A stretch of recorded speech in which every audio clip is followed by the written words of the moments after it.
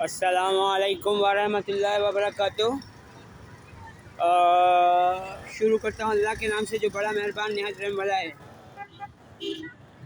तमाम मुसल्लह अफवाज के सरबरा जनरल हाफिज़ सैयद आसिम मुनीर अहमद और ISI chief general Mohammad Asim Malik साहब और ISPR चीफ अहमद शरीफ चौधरी साहब, मैं इस वक्त gate number 2 MH military hospital के बाहर खड़ा हुआ हूँ और यहाँ PEMH भी मौजूद है जहाँ एक्सीडेंट एमरजेंसी का है। तो यहाँ पर जो कलीम साहब हैं और जो जावेद साहब हैं उन्होंने मुझसे गेट से बाहर निकलवा दिया है। और कल मैं गया था शाम के time ISPR GHQ general head quarter Rawalpindi में। तो वहाँ जो आर्मी हेल्थ सेंटर था, तो वहाँ आर्मी हेल्थ सेंटर के जो एक बंदा था रात के शाम के टाइम का, तो उसने मुझे ये कहा था कि दोबारा यहाँ आने की ज़रूरत नहीं है, लेकिन मैं फिर भी गया आर्मी हेल्थ सेंटर के, शायद मेरी कुछ हेल्प हो जाए। और आज सुबह मैं आर्मी हेल्थ सेंटर गया था। मैं 11 साढ़े 11 का टाइम होगा, 10:45 का कुछ टाइम होगा मेरा ख्याल है, 10:45, 11, सवा 11, साढ़े 11 का। तो हरी आंखों वाले जवाद वसीम ने, जो हमारी यहूदी कम्युनिटी के PTI और TTP को सपोर्ट कर रहा है, उन्होंने मुझे MH के साइकाइट्रिक वार्ड में भिजवाया और साइकाइट्रिक वार्ड वालों ने मुझे वहाँ से बाहर निकाला और उसके बाद मुझे वहाँ का बताया गया कि सामने आप चले जाओ। तो मैं फिर आगे गया एडमिनिस्ट्रेशन ब्लॉक। तो एडमिनिस्ट्रेशन ब्लॉक में कलीम साहब भी PTI और TTP को सपोर्ट कर रहे हैं, यानी कि पाक फौज में आर्मी चीफ साहब इतने बड़े बड़े गद्दार मौजूद हैं, वो आपकी पकड़ में नहीं आते, तो ये शर्म का मकाम है। पाक फौज को देखना चाहिए कि कौन कौन पाक फौज में गद्दार वतन मौजूद हैं जो मेरे फेफड़ों का इलाज होने से रोक रहे हैं।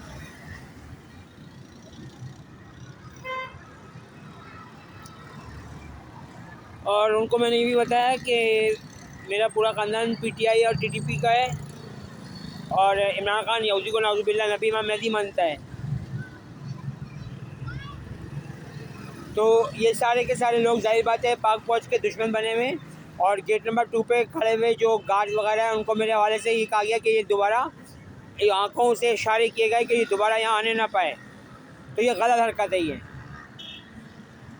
मुल्क दुश्मन फ़ौजियों को आप लोगों ने MH में रखा हुआ है, आर्मी हेल्थ सेंटर में रखा हुआ है और ISPR का जो ऑफिस है GHQ में, वो तो बहुत अच्छे तरीक़े से मुझसे मिले। लेकिन यहाँ जो गद्दार हैं, कलीम हैं आर्मी में और वर्दी पहना हुआ था ये पाक फौज की, और दूसरा जो गद्दार है ये पाक फौज का गद्दार Jawad Waseem army health centre में हरी आंखों वाला यहूदी, और आर्मी हेल्थ सेंटर पे हरी आंखों वाली यहूदन लड़की भी बैठी हुई थी। तो मुझे समझ में नहीं आ रहा कि आखिर आप लोगों को नज़र क्यों नहीं आ रहे। यानी कि हमारे यहूदी कम्युनिटी के ये दलाल और भड़वे लोगों को आपने पाक फौज में बड़े बड़े ओहदे दिए हुए हैं, तो ये गलत है। अब जो पाक फौज का गद्दार होगा मैं उसको गद्दार ही बोलूँगा। और मुझसे ये कहा जा रहा है कि 2 लाख रुपए लेकर आओगे तो तुम्हारा इलाज होगा। पैसों की वजह से ही तो मेरा इलाज होने से रोका जा रहा है।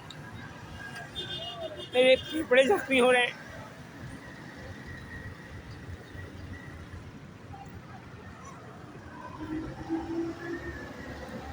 और मेरे पीछे ये PEMH भी मौजूद है और ये मैं आप लोगों को दिखा रहा हूँ, थोड़ा गौर से देखिएगा। मैं PEMH के गेट पर ही खड़ा हुआ हूँ, मैं नज़र आ रहा होगा आपको।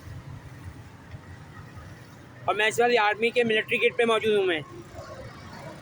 तो ये पाक फौज के जो गद्दार हैं, जवाद वसीम गद्दार पाकिस्तान आर्मी का, और दूसरा गद्दार कलीम जो एडमिनिस्ट्रेशन में मौजूद है आर्मी के और वर्दी पहना हुआ है, और आर्मी हेल्थ सेंटर की रिसेप्शन पर हरी आंखों वाली यहूदन लड़की मौजूद है, और जो दूसरी खातून साथ में थी उनसे जवाद वसीम ने इशारों में बात की कि इसको निकालो यहाँ से।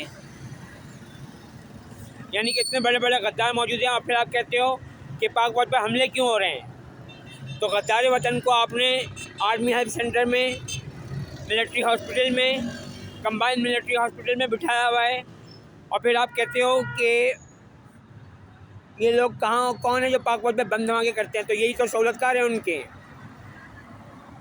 और ऐसे सहूलतकारों को, ऐसे बम धमाके करने वालों को पाक फौज सैलरी भी दे रही है। और मुझे जावेद साहब ने ये कहा है जो सिक्योरिटी के थे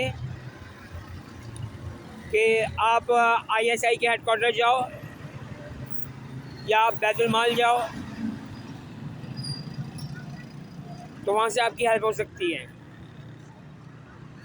और ये मैं तीसरी बार MH आया हूँ मैं। तो ऐसे गद्दारी वतन को आप लोगों ने यहाँ बिठाया हुआ है, तो उनके खिलाफ कार्रवाइयाँ कौन करवाएगा? कौन इनको इंसान का बच्चा बनाएगा? अल्लाह ताला उम्मत मुस्लिमा को अपनी पनाह में, रहमत में, हिफाजत में रखे, जिससे मजाक के बेगुनाह मर्द औरतों, बच्चे, बूढ़ों को भी। आमीन या रब्बुल आलमीन और अल्लाह हाफ़िज़।